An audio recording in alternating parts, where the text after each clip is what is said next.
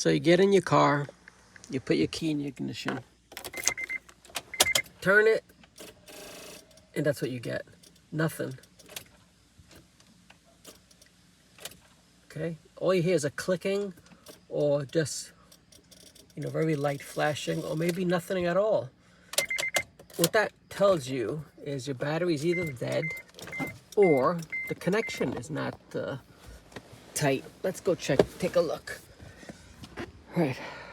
First thing you want to do is check the cables to the battery. You don't have to touch the metal part. Just touch the plastic part. Just give it a wiggle. Make sure it's nice and tight. And this is the negative. It's usually black wires or indicated with green. That's fine. You could touch that.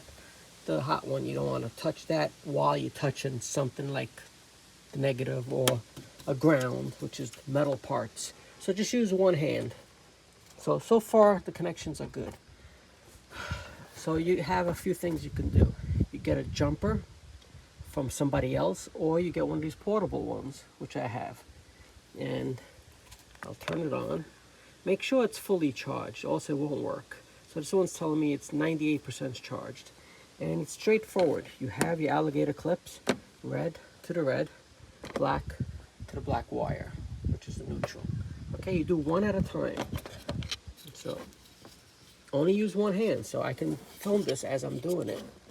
All right, let's do the hot one first, okay?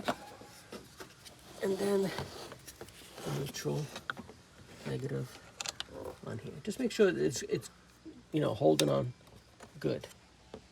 All right, so now we'll make sure it's on again. Okay, let's go inside and start it up. All right, let's get the key back in. Let's turn it. There you go. It started. All right, you got to make sure that jumper is charged. Now you disconnect it the same way you installed it, one at a time. Take this one out, and take this one out. Alright, and you're ready to go. Now keep in mind, the battery is not fully charged, so you're going to have to drive the car for a while. Don't get stuck by shutting off the engine. If you're going somewhere, keep the engine running. At least drive at least 10 miles, I would say, before you shut it off, or else it won't start up again. You got to give it enough time so the alternator can charge the battery. Alright? Hopefully this helps you if you're ever stranded.